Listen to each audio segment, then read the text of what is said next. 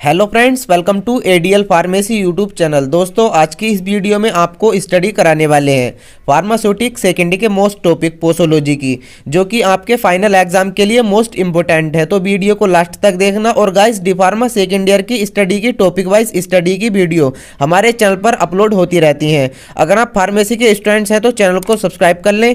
इससे पिछली वीडियो में आपको सेकेंड चैप्टर के टॉपिक इनकम्पैटिबिलिटी के बारे में और उसकी definition, type, chemical, physical and therapeutic stage के बारे में आपको बताया था। जिसने वीडियो नहीं देखी, वीडियो के डिस्क्रिप्शन में लिंक दिया हुआ है, आप वहां से वीडियो देख सकते हैं। और दोस्तों, हमारे यूट्यूब चैनल को ज़्यादा से ज़्यादा सब्सक्राइब करें, जिससे कि हम आपके लिए अच्छी से अच्छी वीडियो और मोस्ट इंपॉर्टेंट वीडियो ला सकें। आपका एक सब्सक्राइब हमें आगे वर्क करने को मोटिवेट करेगा। तो चलिए स्टार्ट करते हैं आज का टॉपिक पोसोलॉजी। बात करते हैं पोसोलॉजी के इंट्रोडक्शन की। The word posology is derived from Greek word posos meaning how much and logos meaning science। अब बात करते हैं पोसोलॉजी की डेफिनेशन की। Posology is branch of medical science which deals with dose और quantity of drugs which can be administered to a patient to get desired pharmacological action. यानी कि posology विज्ञान की एक शाखा है जिसके अंतर्गत डोज यानी कि खुराक और इसकी क्वांटिटी का एडमिनिस्ट्रेशन टू पेशेंट को देने के लिए उपयोग में लाई जाती है, जो पेशेंट को डिजायर्ड फार्माकोलॉजिकल एक्शन के लिए दी जाती है। एंड दोस्तों, आगे चलते हैं। Factors influencing dose of drug, यानी कि factor influencing dose of drug, यानी कि जो मेडिसिन की डोज को प्रभावित करने वाले कारक हैं, इनमें उसके बारे में बताया गया है।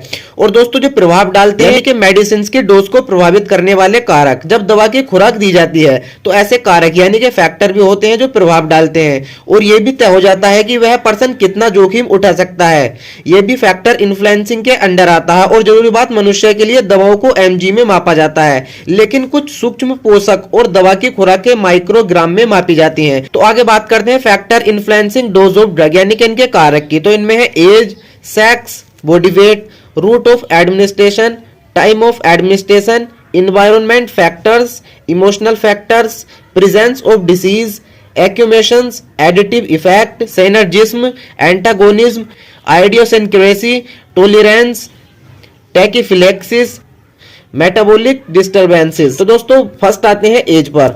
The pharmacokinetics, absorption, distributions, metabolism and excretions of many drugs change with as.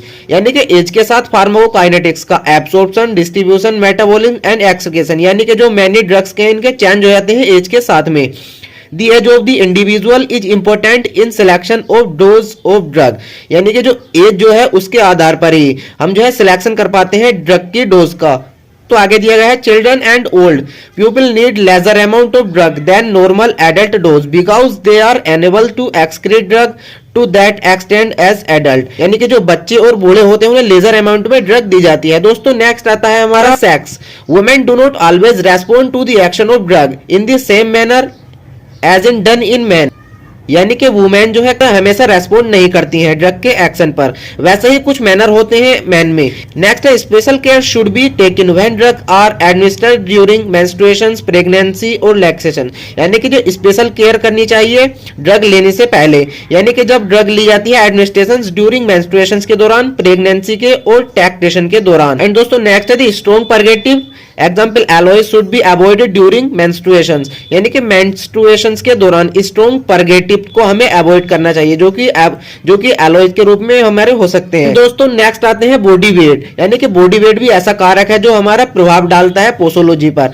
दोस्तों, इसमें है the average dose is mentions either in term of mg पर किलोग्राम बॉडी वेट, यानी कि एवरेज डोज जो है मेंशन की गई है, यानी कि इस टर्म पर, यानी कि mg पर किलोग्राम बॉडी वेट के आधार पर। It should be calculated according to body weight, यानी कि इसे बॉडी वेट के आधार पर कैलकुलेट किया गया है। नेक्स्ट है रूट ऑफ एडमिनिस्ट्रेशन, यानी कि एडमिनिस्ट्रेशन के रूट, यानी कि किस किस रूट से हम दवा को दे सकते हैं।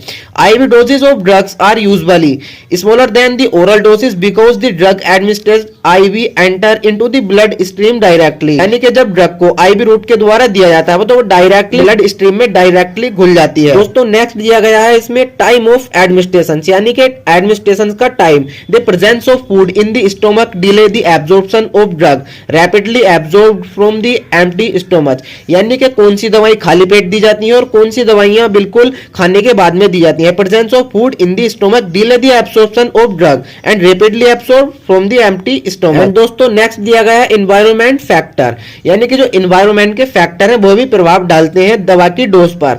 यानी कि daylight is stimulant enhancing the effect of stimulating drug or diminishing the effect of hypnotics, यानी कि हिप्नोटिक्स पर यह प्रभाव डालते हैं। Darkness is sedative, darkness sedative है and hypnotics are more effective at light, hypnotics जो है ज्यादा प्रभाव डालता है एट नाइट में।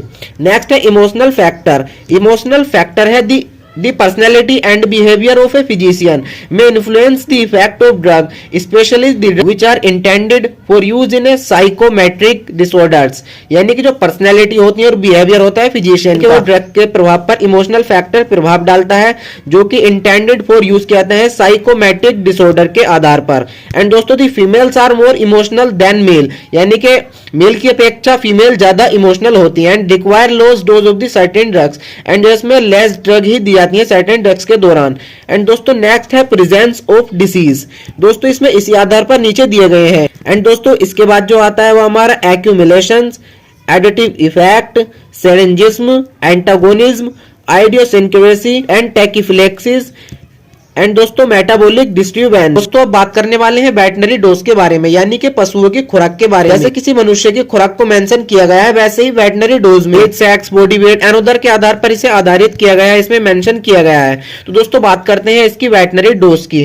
The practising pharmacist running chemist shop is considered to the responsible for supplying correct dose in any type of prescription, यानी कि जब प्रेस्क्रिप्शन को देखकर कोई फार्मासिस्ट दवाई देता है तो उसमें रनिंग करता है केमिस्ट शॉप में and consider to the responsible, यानी कि इसमें कंसाइड करता है रेस्पॉन्सिबल और सप्लाई करता है करेक्ट डोज, यानी कि जो बिल्कुल सही तरह से खुराक होती है प्रेस्क्राइब्ड की गई वहां पर उन्हें सप्लाई करता है। Therefore it is required that they should have complete knowledge of posology biz partners and the animal medications, यानी कि जहां पर जरूरत होती है एनिमल मेडिकेशंस की वहां पर उन्हें नॉलेज के द्वारा वहां पर वो उन्हें सप्लाई कर देता है।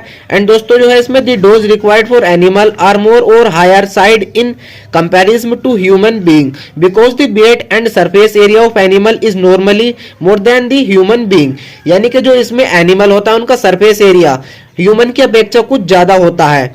और दोस्तों इसमें आगे दिया गया है dose for animal are mention on body weight, यानी कि इसमें डोज जो दी गई है एनिमल की उनके बॉडी वेट के आधार पर मेंशन की गई है। Dose are normally applicable to all species expression certain cases which is the speciality mention, यहाँ पर इसमें मेंशन की गई है किस किस आधार पर। तो दोस्तों इसमें ह्यूमन के आधार पर भी, जैसे कि age, sex, body weight and size, time of administration, route of administration, environment conditions, habit, rate of elimination, effect of drug, purpose of medication, effect of species, character of the drug।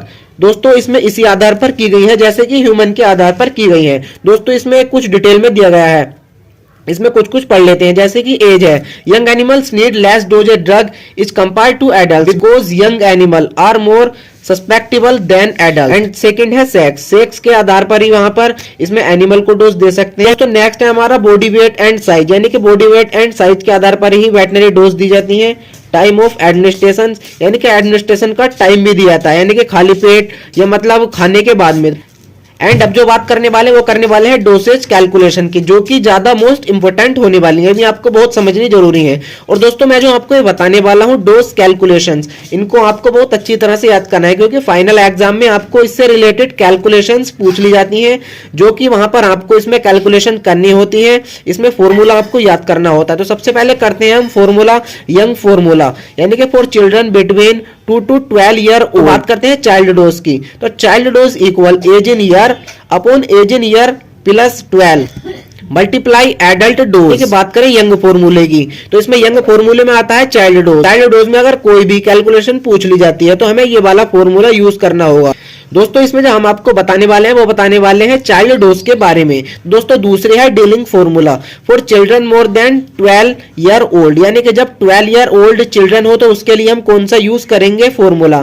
दोस्तों इसमें child dose equal age in year upon 20 multiply adult dose. Guys third आता है Fried's formula for children less than 2 year old, यानी कि जब 2 साल का बच्चा हो तो उसके लिए कौन सा फॉर्मूला यूज करेंगे। तो दोस्तों इसके लिए आता है child dose equal age in month upon 150 multiply adult dose, यानी कि जब चाइल्ड डोज होती है हमारी 2 ईयर से कम की, तो उसमें हम जो है दोस्तों यूज करते हैं मंथ में। एंड दोस्तों इसी तरह से आप इन फॉर्मूलों को याद करके, यानी कि इनके और भी फॉर्मूले दिए गए हैं दोस्तों, ये जो है चाइल्ड का फॉर्मूला है, इसके द्वारा इसके अलावा आप एडल्ट एंड ओल्ड किसी का भी कैलकुलेशंस आसानी से कर सकते हैं। तो गाइस कैसी लगी वीडियो कमेंट सेक्शन में बताना एंड इस वीडियो को अपने दोस्तों में शेयर कर देना और सब्सक्राइब करना बिल्कुल मत भूलना। मिलते हैं नेक्स्ट वीडियो में। I'm like an addict, do I gotta have it. I ain't even playing, got a really bad habit. If it moves, gotta grab it.